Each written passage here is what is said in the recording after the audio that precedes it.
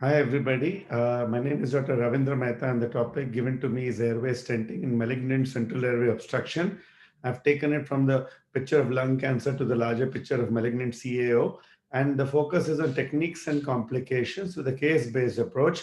I first would like to thank Rajiv Goyal for calling me to take this talk and hope that it adds to the bigger picture of an interesting meeting which has been organized on this extremely important topic.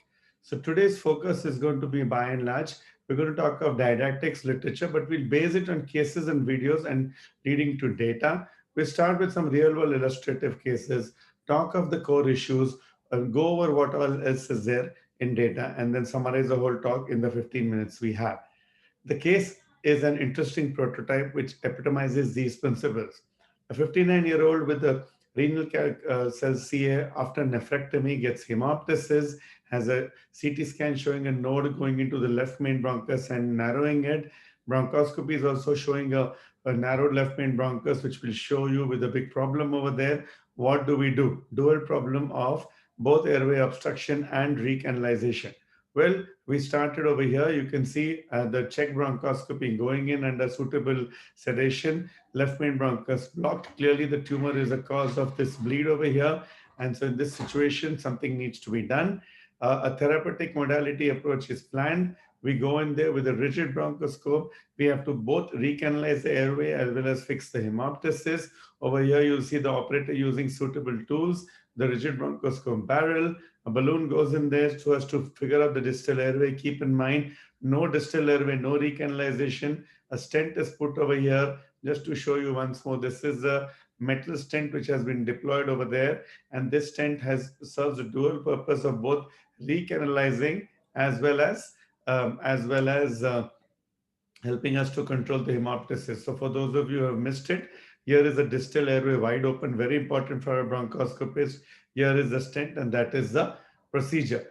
The patient did well after that, and at least his immediate problem as well as his issue of trying to get the airway back was solved. A second case to show you similar principles, a bronchial asthma gentleman, sorry, a case of bronchial asthma with a past history of malignancy comes with shortness of breath. Everybody calls it an asthma exacerbation, but no, the CT shows there is a mass going into the trachea, which is evident on these lung windows.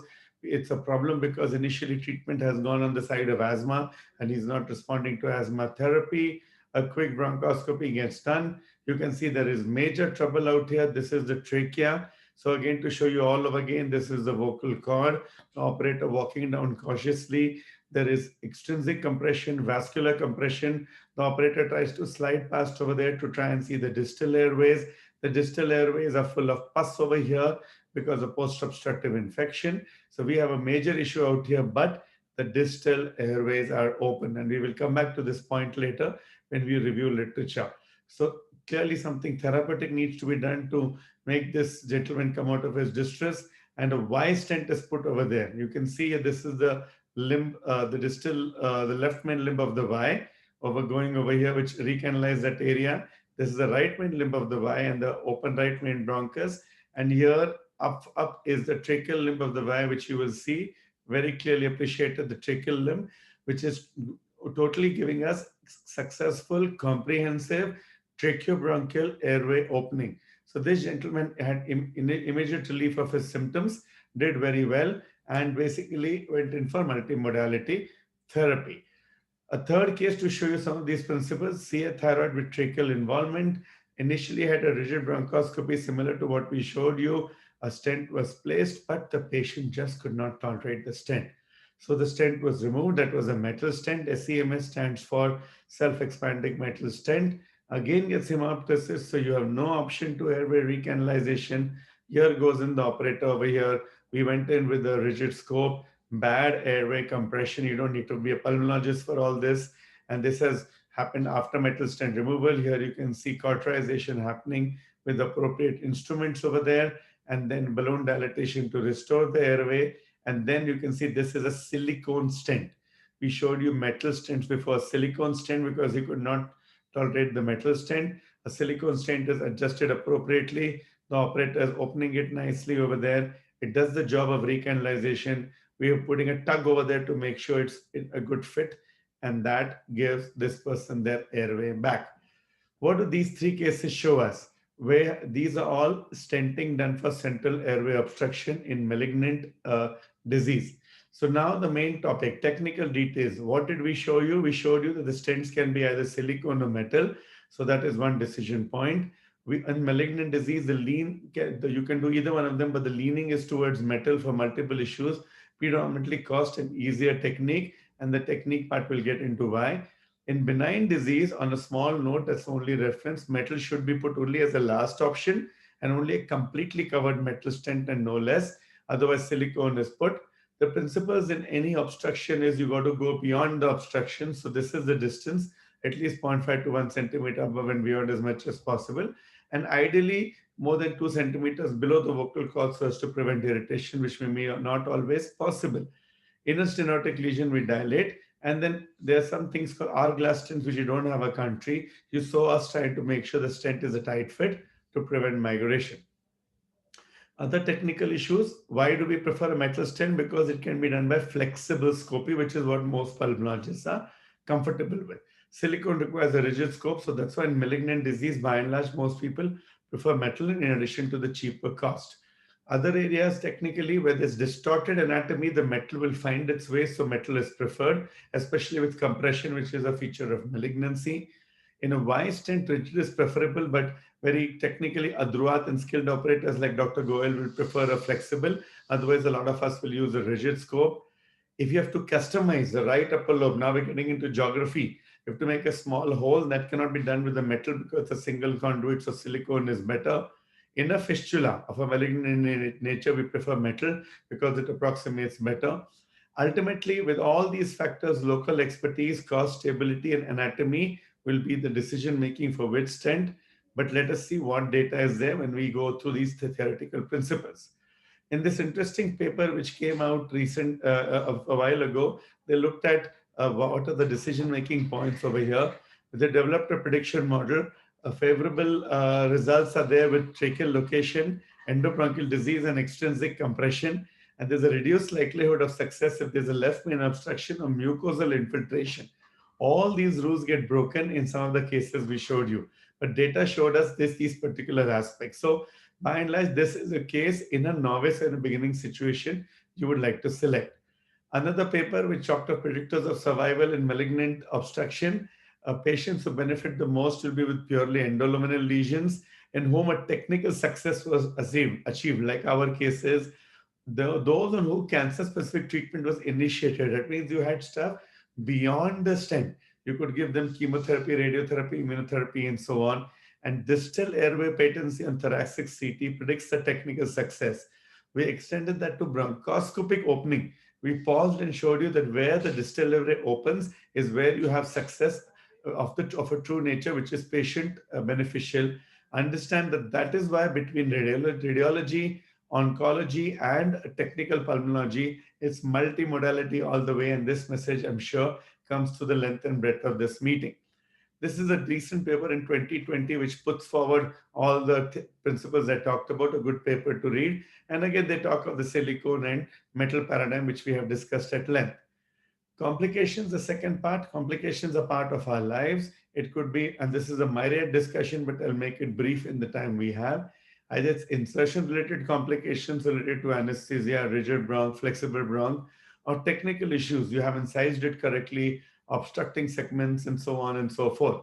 Later, it is not a panacea. Since the airway is a mobile area, you breathe all the time, and there is external environmental influences, granulation, obstruction with secretions, and a tip for that is don't overstent. It's not like cardiology that they put that 4-5 stents are good. If you try to put Y stents, Y plus main stem stents, the airway will not allow secretion clearance, especially understanding these patients are weak, they have cancer, and they have infections. So do that, and nebulization helps in trying to clear the airways.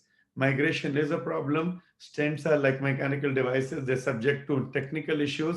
And if you have to take these out occasionally, it can be a problem to take out metal stents because they tend to marry the trachea with a lot of sticking over there.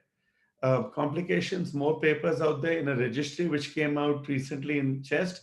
By and large, endoluminal obstruction, as we said earlier, and stent placement favored technical success, like our cases. And they also did not like the left main lesions, albeit we showed you a good one in our lecture. Additional predictors of failure are patients who are sick, renal failure, primary lung cancer, very interestingly, and T fistula. Nevertheless, this is one observational series. There are anecdotal and other observations which may or may not totally agree with this. Primary result complication rate 4%, though in our mind, and Dr. Goyal may agree, and other people may also concur, it's much more than that. What is our other papers out there? Another person, single center experience, said that median survival was 15 weeks, 2% risk of complications, as we talked about, and most of them don't like renal cell carcinoma, though we've shown you one case of RCC, which was dealt with in the first case we described.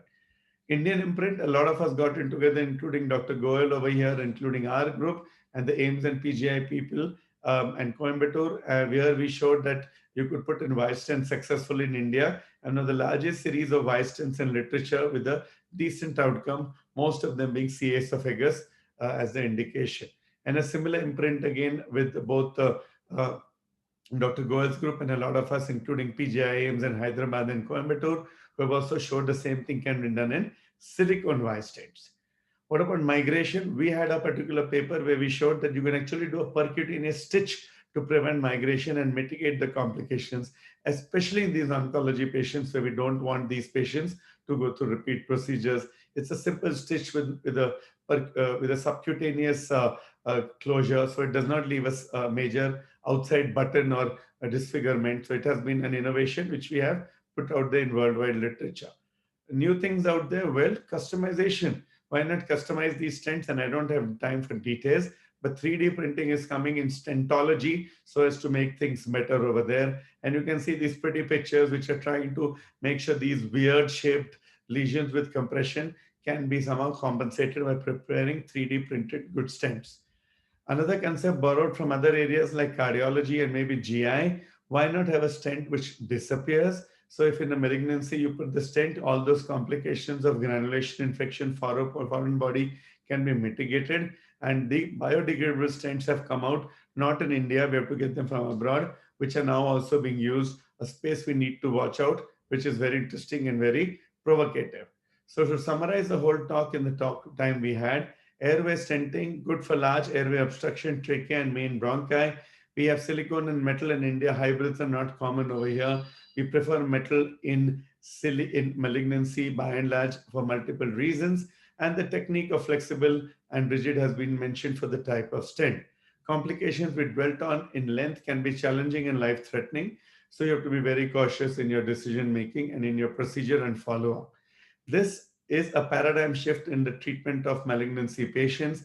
Funnily, people earlier used to not do cancer patients, but here more the symptoms, more sick they are, more the benefit. It is a paradigm of contrast over there, which we have to reconcile and adopt in our practice. Metal, it's not too difficult to deal with complications as long as the indications are correct. Please remember, plan well for both short-term placement and long-term management of these patients.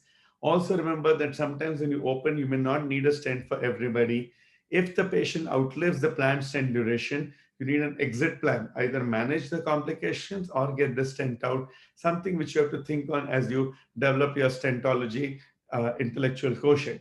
So to summarize the whole talk, airway stenting is usually a last option, which is done in the way we mentioned. Surgical approaches are paramount, but in malignancy, often we are the option of last resort, and that is why we got to know this very well. Technique involves decision making. Also, A's biggest point: can I open the airway? Two, is it a good candidate? Three, after opening, do I need a stent? And more importantly, what is my exit strategy and management strategy and follow-up strategy? As we keep on saying, stenting is just the beginning of the story and has to be put in the context of first a comprehensive interventional pulmonary strategy and secondly a comprehensive multimodality strategy to do good to your patients, because ultimately we're not trigger happy people. We like to give stents only for people where it's absolutely required. With this particular message, we end the talk. Thank you very much for calling us again, and hopefully this has met the requirements of the